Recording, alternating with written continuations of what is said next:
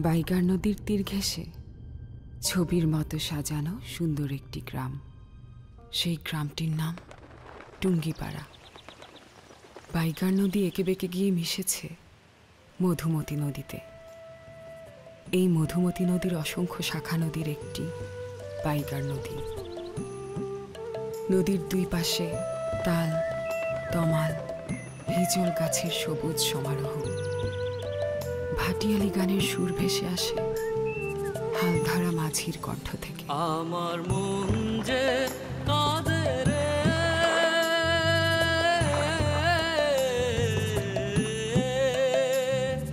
কাঁদে রে, সেই জংলা বাংলা মায়ের তরে, ও তার হিজল ঘেরা খালের পথে, হিজল ঘেরা খালের পথে নদীর বালু চরে, সেই জংলা বাংলা মায়ের তরে।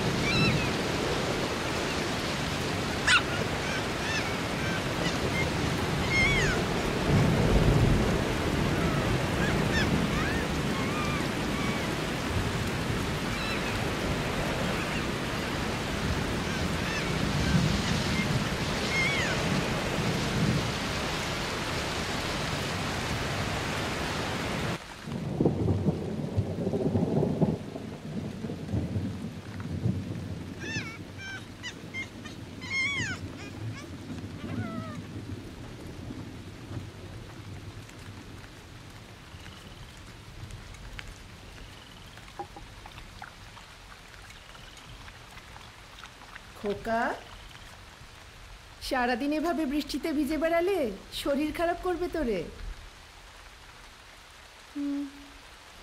এটা কোথায় পেলি? দালানের পাশে ঝোপের নিচে পড়েছিল, তাই তুলে নিয়ে এলাম। সারাদিন এসব বনে বাজারে ঘুরে বেড়ালো আর বৃষ্টিতে ভেজা।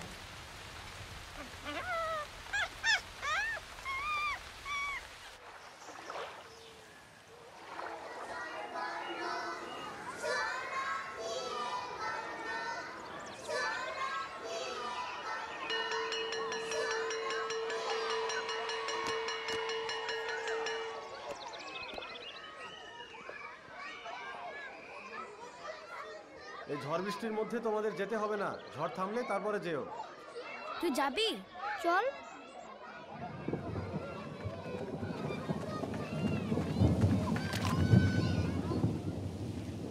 একটু পরে মনে হচ্ছে ঝুম বৃষ্টি শুরু হবে। তুই যাবি কি করে? তোর ছাতা কই? আমার তো ছাতা নাই। ও আচ্ছা, এটা একটু ধর।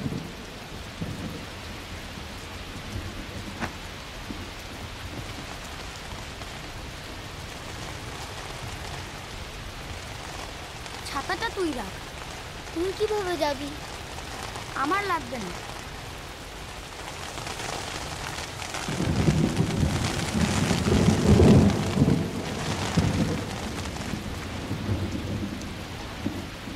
এই, তোমাকে এই ঝড়ের মধ্যে বাড়ি যেতে হবে না। আমি বাড়ি যাব। এরকম ঝড়ের মধ্যে আমি আগেও বাড়ি গিয়েছি, কিছুই হবে না।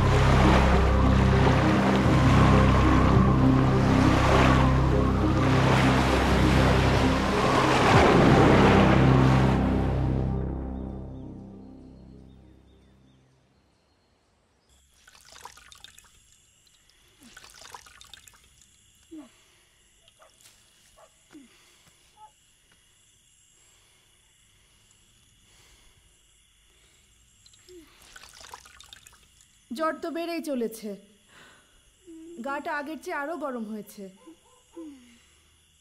আরেকবার কি ডাক্তারকে ডাকবেন? ওষুধ তো দিয়েছে, ওই ওষুধগুলো খাওয়াও আর একটু ধৈর্য ধরো। সকালটা হোক, আমি আবার ডাক্তার ডাকবো। ধৈর্যই তো ধরে আছি। এই যে এতটুকু একটা বাচ্চা প্রত্যেক দিন এই নদীটা একা একা পার হয়ে স্কুলে যাচ্ছে। বাপ দাদার স্কুল ছাড়া দেশে কি আর কোনো স্কুল নাই?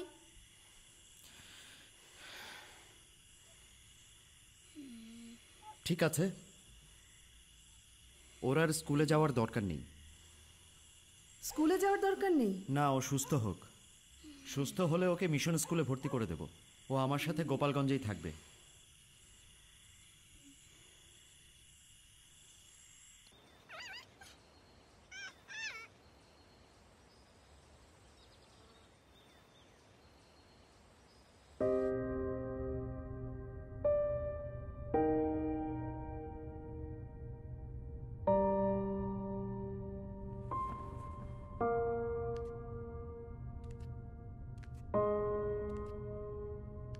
স্কুলে পড়তে পড়তে বাবার বেরি বেরি রোগ হয় এবং চোখ খারাপ হয়ে যায়। ফলে 4 বছর লেখাপড়া বন্ধ থাকে। তিনি সুস্থ হবার পর পুনরায় স্কুলে ভর্তি হন। এই সময় আব্বার একজন গৃহশিক্ষক ছিলেন, তার নাম ছিল হামিদ মাস্টার। তিনি ব্রিটিশ বিরোধী আন্দোলনে সক্রিয় ছিলেন এবং বহু বছর জেল খাটেন। স্যার, আজকে আমরা সবাই মিলে চাল তুলেছি, কেউ কেউ আবার সরিষাও দিয়েছে। খুবই ভালো। তোমরা যে কাজটা করছো তার প্রতিদান তোমরা একদিন পাবে। মানুষের জীবন পরিবর্তনের থেকে বড় কোনো কাজ এই পৃথিবীতে নেই।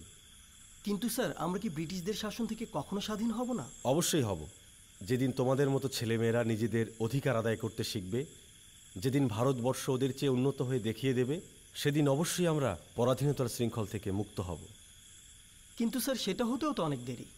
সময় তো লাগবেই। এই যে তোমার মতো হাজারো তরুণ যেদিন বদলে দিতে চাইবে, সেদিনই সব কিছু বদলাবে, সেদিনই আমরা মুক্ত হব। আর একটা কথা মনে রেখো, ভিত যত শক্ত হয় অট্টালিকা কিন্তু ততই মজবুত হয়। তুমি বসো, আমি দেখছি। শোনো, মুসলিম সেবা সমিতি তুমি বন্ধ হতে দেবে না। আমার বিশ্বাস তুমি চালাতে পারবে। চল হাত সরান, আমি এমনিতেই যাচ্ছি। এটা আমার দেশ, স্বাধীনতা চাওয়ার অধিকার আমার আছে। দেশদ্রোহী যদি কেউ হয়ে থাকে সেটা তোমরা। চুপ কর, চল আমাদের সাথে, চল চল।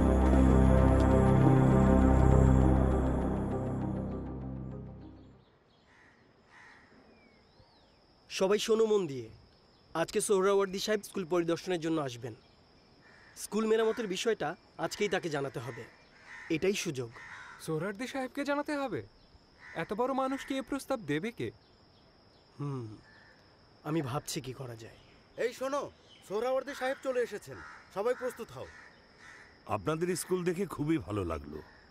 পড়াশোনাও তো বেশ ভালোই চলছে। অনেক ধন্যবাদ স্যার। স্কুলে কি কোনো সমস্যা আছে? না না। আপনাদের কি কিছু লাগবে? না না স্যার, সব ঠিক আছে। স্যার, আমার একটা আবেদন আছে। বলো, তোমার আবেদন শুনি। স্যার, আমাদের বিদ্যালয়ের কয়েকটা ক্লাসের ছাদ ফুটো, বৃষ্টি হলে পানি পড়ে, ঠিকমতো ক্লাস করা যায় না। আপনি একটু দয়া করে মেরামতের ব্যবস্থা করে দিন। আচ্ছা আচ্ছা, তোমার এটা তো আসলে আবেদন না, এটা ন্যায্য দাবি।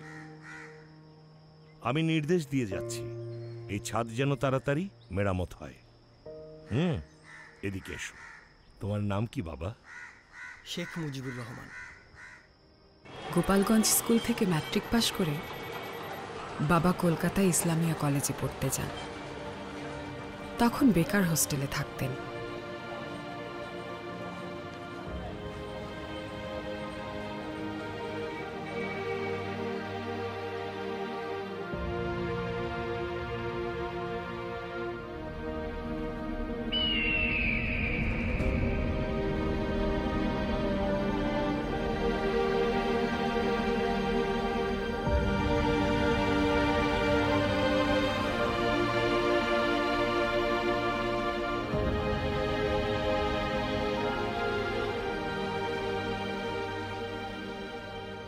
দুর্ভিক্ষ তো মহামারী আকার ধারণ করেছে, যার জন্য দ্রব্যমূল্য আকাশচুম্বী হয়ে যাচ্ছে। তবে সরকারিভাবে দ্রব্যমূল্য নিয়ন্ত্রণের জন্য কন্ট্রোল দোকান খোলা হয়েছে। যাদের সামর্থ্য আছে তারা সেখান থেকে খাদ্যদ্রব্য সংগ্রহ করবে, আর যারা অসমর্থ হবে তাদের জন্য আপনাদেরকে দায়িত্ব নিতে হবে। হ্যাঁ, লঙ্গরখানা খুলতে হবে প্রয়োজনীয় স্থানগুলোতে। সেখানে দিনে ন্যূনতম একবার তাদেরকে খাবার দিয়ে বাঁচিয়ে রাখতে হবে। হ্যাঁ, হয়ে গেছে। নে ধর ধর ধর।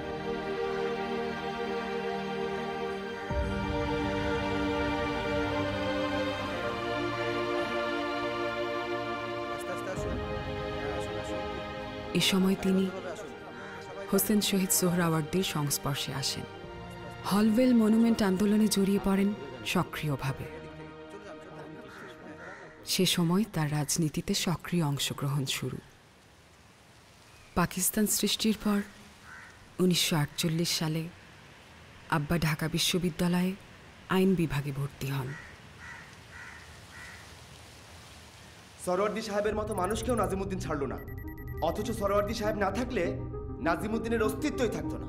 বিশ্ববিদ্যালয়ের প্রশাসনিক কাঠামো তার মুঠোয় নেওয়ার চেষ্টা করছে। ছাত্রদের অধিকার নিয়ে কথা বলার, সকল রাস্তাও বন্ধ করার পায়তারা করছে ওই শয়তান বেটা। অথচ এদিকে দেশে যে খাদ্য সংকটের অবস্থা তৈরি হয়েছে সেটি নিয়ে তার কোনো মাথা ব্যথাই নেই। হ্যাঁ, পশ্চিম পাকিস্তানের কাঠের পুতুল হয়ে থাকলে আর কিই বা হবে? আরে কাঠের পুতুল মানে আমাদেরকে তো মুসলিম লীগ থেকে বের করে দিল এই বদমাইশটা।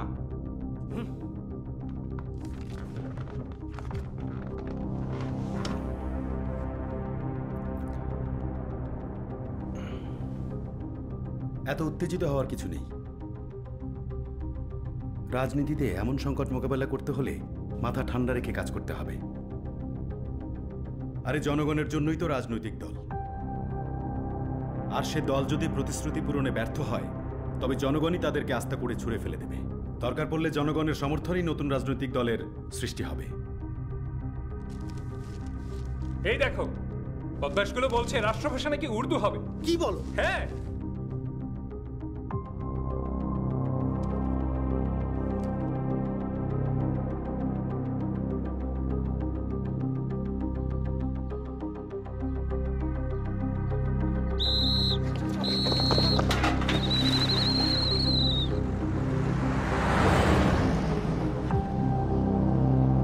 রাষ্ট্রভাষা বাংলা চাই, রাষ্ট্রভাষা বাংলা চাই। পুলিশি জুলুম চলবে না, বন্দী ভাইদের মুক্তি চাই, রাষ্ট্রভাষা বাংলা চাই, রাষ্ট্রভাষা বাংলা চাই। বন্দী ভাইদের মুক্তি চাই, রাষ্ট্রভাষা বাংলা চাই, রাষ্ট্রভাষা বাংলা চাই। পুলিশি জুলুম চলবে না, রাষ্ট্রভাষা বাংলা চাই, রাষ্ট্রভাষা বাংলা চাই। পুলিশি জুলুম চলবে না।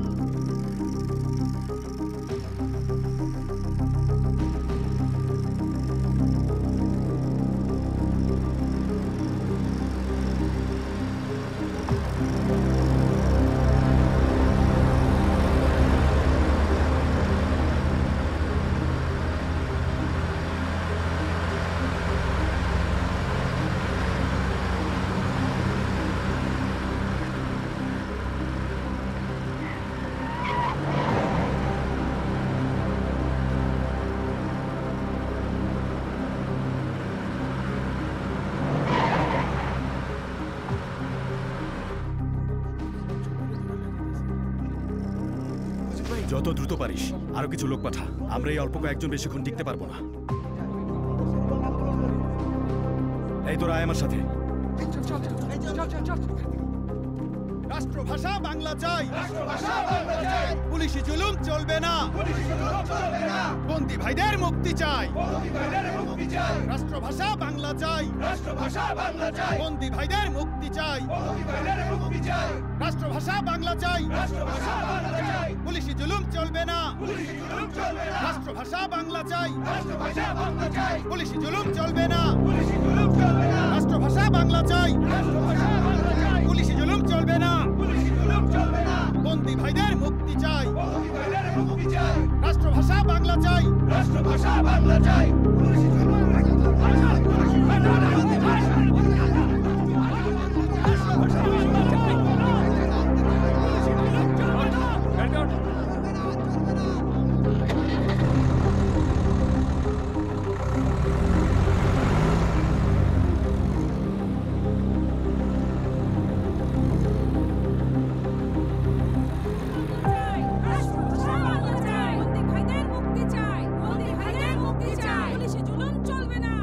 জুড়ে আন্দোলনের চাপে আব্বা সহ অনেককেই জেল থেকে মুক্তি দিতে বাধ্য হয়। এখন বক্তব্য রাখবেন সর্বদলীয় রাষ্ট্রভাষা সংগ্রাম পরিষদ আয়োজিত আজকের সভার সভাপতি আমাদের প্রিয় মুজিব ভাই। যা সর্বদলীয় রাষ্ট্রভাষা সংগ্রাম পরিষদ গ্রহণ করেছে, আমাদেরও তা গ্রহণ করা উচিত।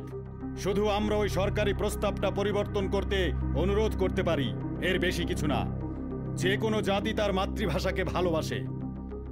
মাতৃভাষার অপমান কোনো জাতি কোনো কালে সহ্য করে নাই।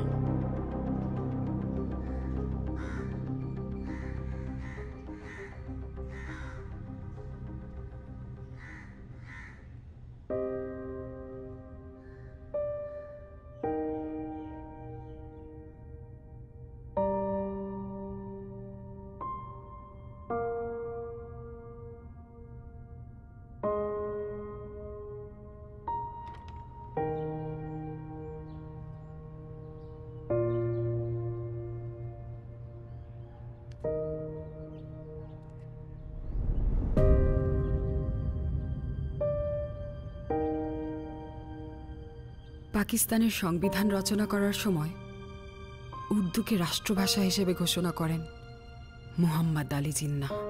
That is the language for intercommunication between the various provinces of the state. And that language should be Urdu and cannot be any other. The state language therefore must obviously be Urdu. না মানি না।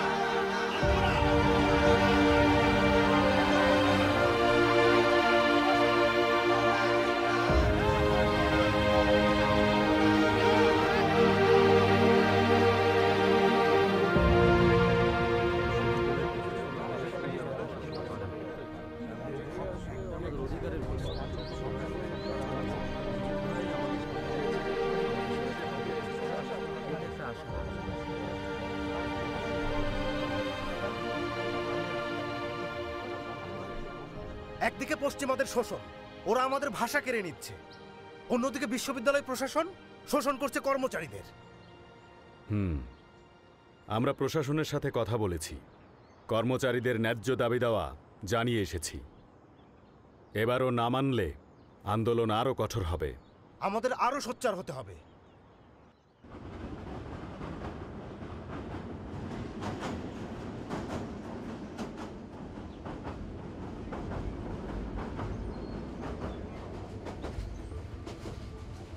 দেখো পত্রিকা কি ছাপিয়েছে, ওরা আমাদের 27 জনকে রাষ্ট্রীয়করণ করেছে। আব্বা ঢাকা বিশ্ববিদ্যালয়ের তৃতীয় ও চতুর্থ শ্রেণীর কর্মচারীদের আন্দোলনে সক্রিয়ভাবে অংশগ্রহণ করেন। সরকার থেকে বলা হয়েছিল যদি ভবিষ্যতে শেখ মুজিব রাজনীতি করবে না এই মর্মে মুচলেকা লিখে দেয় তবেই তাকে মুক্তি দেয়া হবে। কিন্তু আব্বা সে মুচলেকায় স্বাক্ষর দিতে সম্মত হননি, তাই তাকে ঢাকা বিশ্ববিদ্যালয় থেকে আজীবন রাষ্ট্রীয়করণ করা হয়। আমার মন যে কাঁদে রে,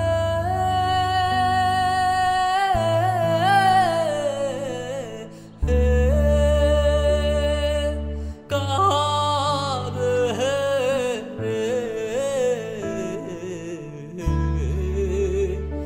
সেই জংলা বাংলা মায় তরে ও তার হিজল ঘেরা খালের পথে, হিজল ঘেরা খালের পথে নদীর বালু চরে, সেই জংলা বাংলা মা।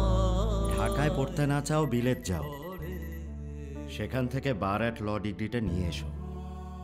দরকার হলে আমি আমার জমি জমা বিক্রি করে তোমাকে টাকা দেব। এখন বিলেত গিয়ে কি করব? তাছাড়া অর্থ উপার্জন করাও আমার পক্ষে সম্ভব না। যে পাকিস্তানের স্বপ্ন দেখেছিলাম সেটা তো আর হলো না। স্বাধীন হবার পর দেখে তার উল্টো হয়েছে। ওরা বিনা বিচারে রাজনৈতিক কর্মীদের জেলে বন্দি করে রেখেছে। কলকারখানা সহ যা কিছু আছে ওরা সব কিছু করেছে পশ্চিম পাকিস্তানে। এমনকি রাজধানী সহ যা কিছু আছে সব কিছুই হবে পশ্চিম পাকিস্তানে। পূর্ব বাংলার কি কিছুই থাকবে না শুধুমাত্র শোষিত হওয়া ছাড়া? আমাদের জন্য তোমার কিছু ভাবতে হবে না। তুমি বিবাহ করেছো, তোমার একটা মেয়ে আছে, আর একটা সন্তান আসছে, তার জন্য তো তোমার কিছু ভাবতে হবে। আপনি তো আমাদের জন্য জমি জমা যথেষ্ট পরিমাণে করেছেন। যদি কিছু করতে না পারি তবে বাড়ি চলে আসব। অন্যায়কে তো আর এভাবে প্রশ্রয় দেওয়া যায় না। আর দেশের এই অবস্থায় আমি নিজের কথা কিভাবে চিন্তা করি। আচ্ছা বাবা, তুমি যে দেশে আছো, দেশে থেকেও তো তুমি নিজের বাড়িতে আসছো না। রেনুর কথাও তো তোমার একবার ভাবা উচিত, তাই না? মেয়েটা একা একা থাকে, কত কষ্ট করে।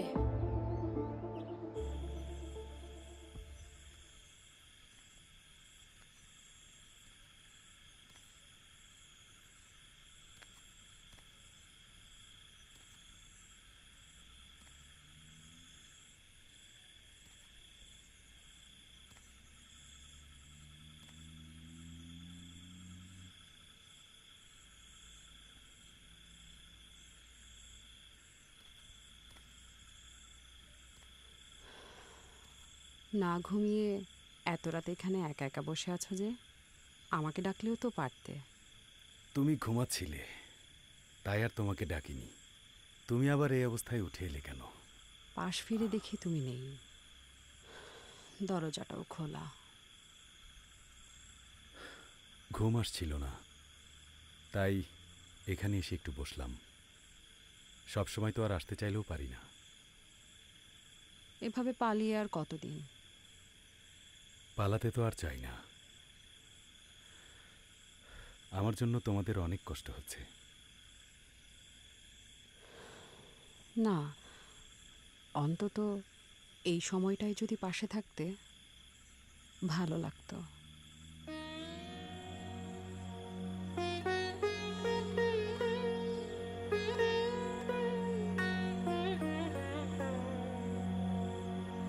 তোমার অসীমে প্রাণ মন দোয়ে, যত দূরে আমি ধাই, কোথাও দুঃখ, কোথাও মৃত্যু, কোথা বিচ্ছেদ নাই।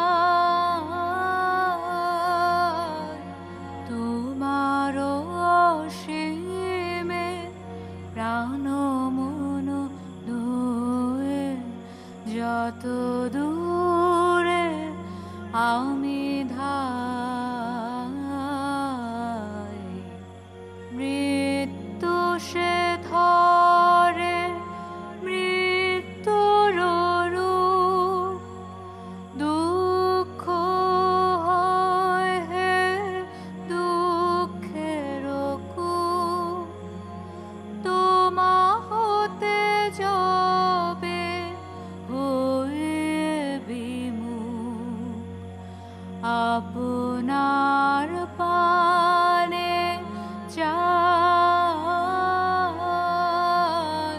তোমার অসীমে প্রাণ মন দোয়ে, যত দূরে আমি ধাই।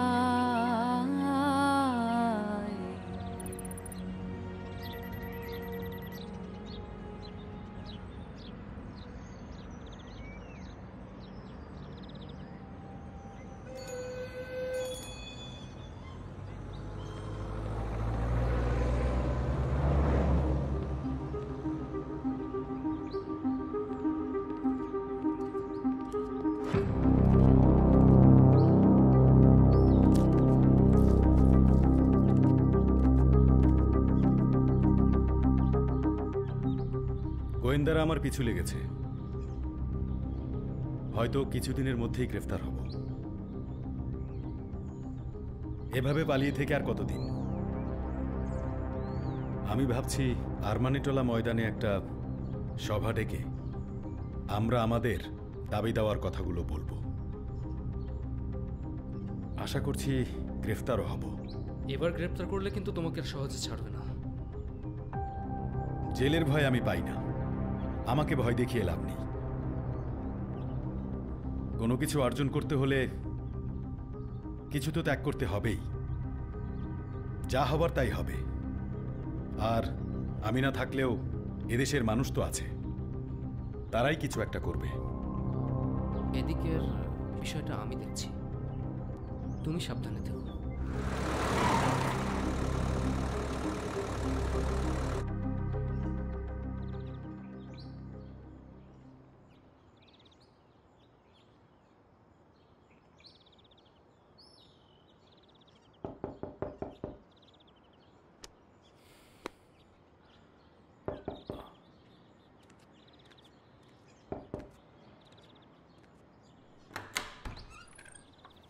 ভেতরে আসুন।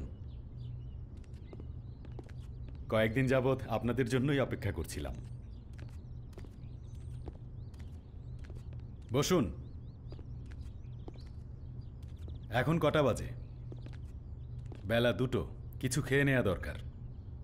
খাবার আনতে পাঠিয়েছি, আগে কিছু খাই, তারপর না হয় যাওয়া যাবে।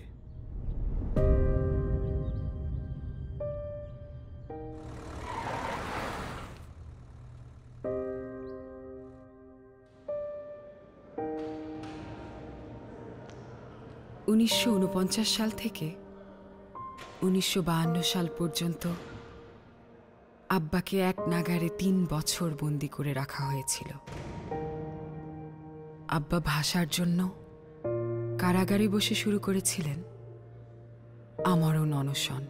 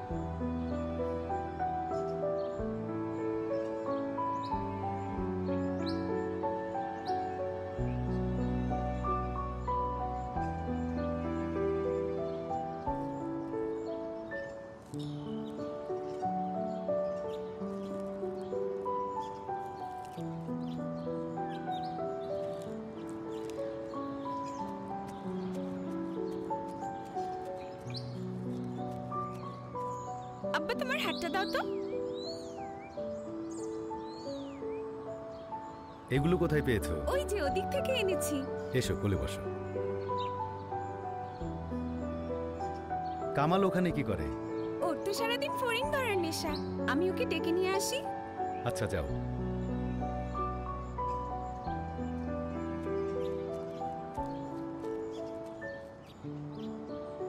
চল আব্বার কাছে যাই। হাসপা ওনাকে আব্বা ডাকো কেন? উনি তো আমাদের আব্বাই হয়, আব্বাকে তো আব্বাই ডাকবো। হাসপা, তোমার আব্বাকে আমি একটু আব্বা বলি।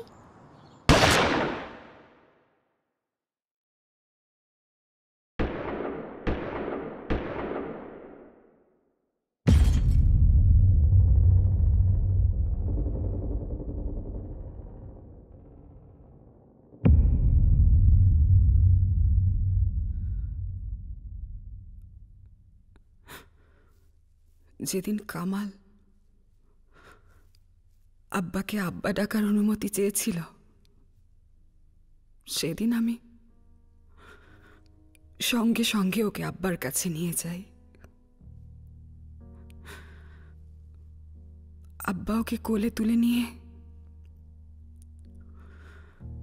অনেক আদর করেন। কামালের সেই কথা আজ যখন মনে পড়ে তখন চোখের পানি ধরে রাখতে পারি না। আজও নেই, আমাদের আব্বা বলে ডাকারও কেউ নেই। তোমার সমাধি ফুলে ফুলে ঢাকা, কে বলে আজ তুমি নাই। তুমি আছো মন বলে তাই, তোমার সমাধি ফুলে ফুলে ঢাকা, কে বলে আজ তুমি নাই। তুমি আছো মন বলে তাই।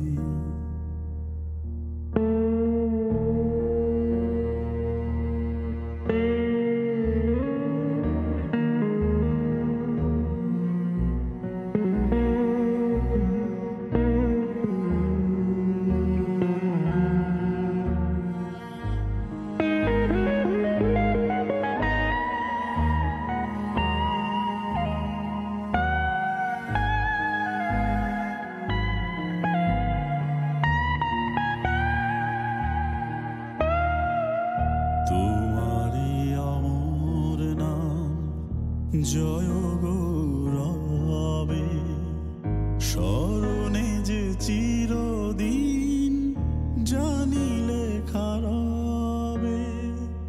মরণে হারায় তোমারে খুঁজে পাই, তুমি আছো মন বলে তাই।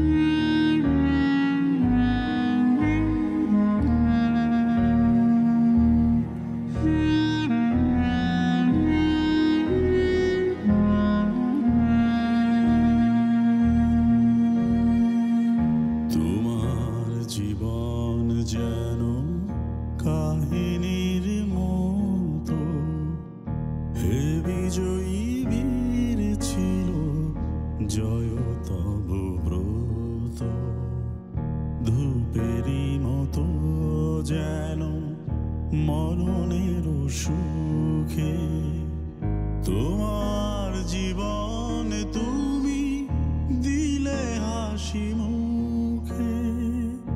এ কথা কখনো যেন না ভুলে যাই, তুমি আছো মন বলে তাই। তোমার সমাধি ফুলে ফুলে ঢাকা, কে বলে আজ তুমি নাই। তুমি আছো